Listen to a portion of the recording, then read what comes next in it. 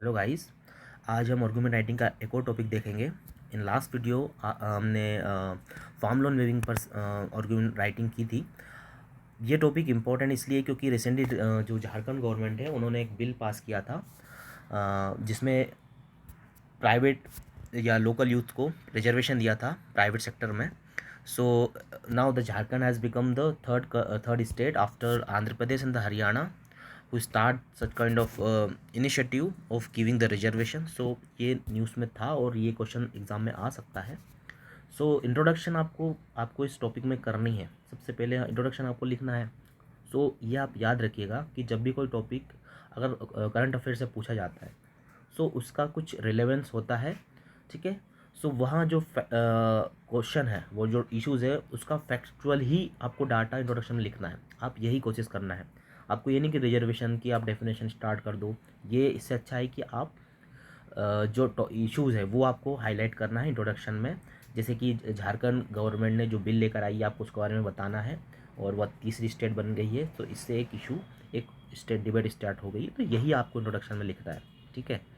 उसके बाद जैसा कि हमने सीखा था कि इंट्रोडक्शन के बाद आपको फेवर लिखना है। आप टॉपिक भी लिख सकते हो, फेवर भी लिख सकते हो।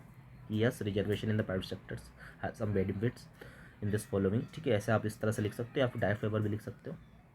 फेवर में आपको लिखना है या प्रोज भी लिख सकते हो। पहला पॉइंट आपको लिखना है। अच्छा, इसमें एक चीज़ और है, जैसे मैंने पहले बताया था कि आपको कि जो इंपॉर्टेंट टॉपिक्स होते हैं उसको पहले लिखने की कोशिश करिएगा, ठीक है। और जो कम इंपॉर्टेंट होता है उसको बाद में, धीरे मतलब तीसरे या चौथे पॉइंट में। मैक्सिमम आपको 4 से 5 6 पॉइंट्स आप लिख सकते हो। सो पहले पॉइंट्स में आपको ये लिखना है कि सबसे इम्पोर्टेंट वाला तो यही है कि इससे एम्प्लॉयमेंट जनरेशन होगी अगर, ठीक है, जॉब्स क्रिएट होती हैं। उसके बाद सेकंड होता है कि इससे माइग्रेशन का कर्व होगा, ठीक है।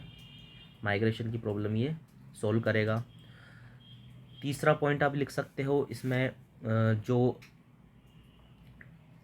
क्या बोल सकते हैं, इसमें आपका एग्रेरियन डिस्ट्रेस जो था, ठीक है, उसको ये सोल्व कर सकता है, क्योंकि अलॉन्ग विद एग्रीकल्चर आपके अलग भी सेक्टर्स में आपको जॉब मिल सकती है, तो एक वो इश्यूज़ आपका सोल्व हो सकता है। उसके बाद जो पेंडेमिक जो था, पेंडेमिक इंड्यूस्ड पॉवर्टी जो हुई थी आपकी, ठीक है, बहुत सारे लोगों की नौकरी चली गई थी।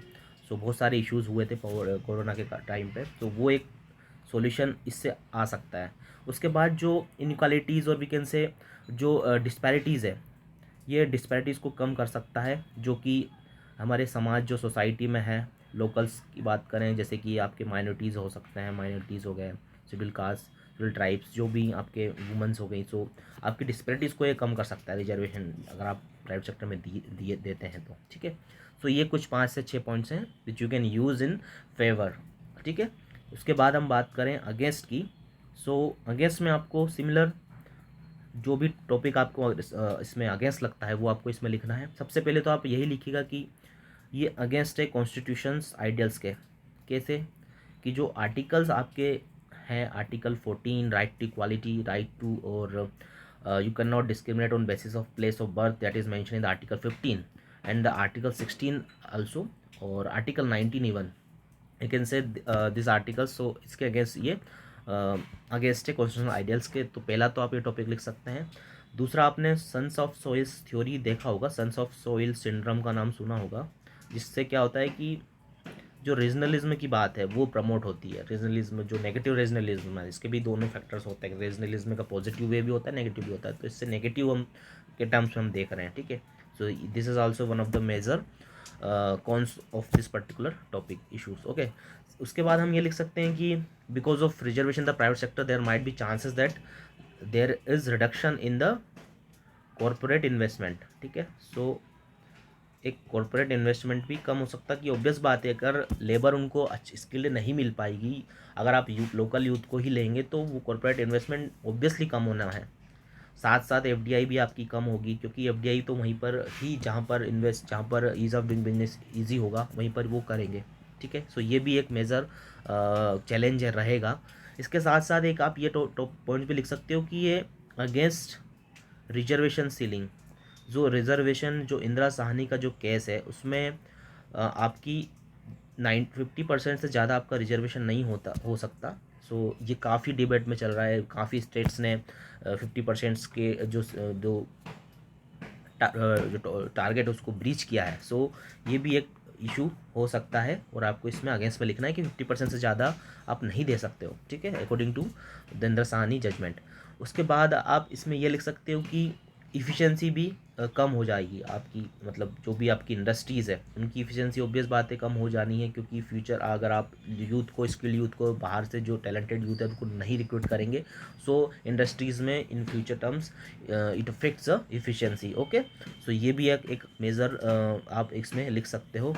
उसके साथ साथ एक ये भी लिख सकते हो कि शॉर्ट टर्म सॉल्यूशन के टर्म्स में आप क्योंकि ये शॉर्ट टर्म सॉल्यूशन है, रिजर्वेशन देना है शॉर्ट टर्म सॉल्यूशन ही हम बोल सकते हैं, क्योंकि इसे लॉन्ग टर्म सॉल्यूशन नहीं, क्योंकि इनिशियली जब रिजर्वेशन स्टार्ट हुआ था 10 साल के लिए दिया गया था, जैसे आपको पता होगा 1950 से 60 तक, फिर इसको बढ़ाते गए। सो एक रिजर्वेशन का एक ये भी डिबेट रहा है कि ये शॉर्ट टर्म सॉल्यूशन ही है, इसका लॉन्ग टर्म, ये रिजर्वेशन देना एक परमानेंट सॉल्यूशन नहीं है। सो ये एक शॉर्ट टर्म में आप लिख सकते हो, ठीक है। सो इस तरह से हमने 5 से 6 पॉइंट्स लिखे। सो आपको यही 5 पॉइंट अपने फेवर और 5 या 6 पॉइंट आपको अगेंस्ट पे लिखना है, और इसके साथ साथ जो भी पॉइंट्स आपको लग रहे हैं और आप ऐड कर सकते हो तो इसको आपको ऐड कर देना है। लास्ट में आपको एक बैलेंस व्यू लेकर कंक्लूजन लिखना है, ठीक है, कि ये शॉर्ट टर्म सॉल्यूशन है। इसके अलावा आपको बाकी एजुकेशन और इन्वेस्टमेंट और बाकी चीज़ों पर ध्यान देना है, ताकि जो फेवर में हमने चीज़ें लिखी हैं उसको सोल्व किया जा सके। सो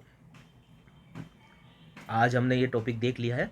इसके बाद हम नेक्स्ट वीडियो में दूसरे टॉपिक्स को देखेंगे जो कि इम्पोर्टेंट है एग्ज़ाम पॉइंट ऑफ व्यू से। ओके, सो वीडियो को आप लाइक करिएगा और आपके फ्रेंड्स में भी शेयर करना है इस वीडियो को, और मिलते हैं हम नेक्स्ट वीडियो में। और कोई डाउट हो तो you can ask me in the comment section. Thank you.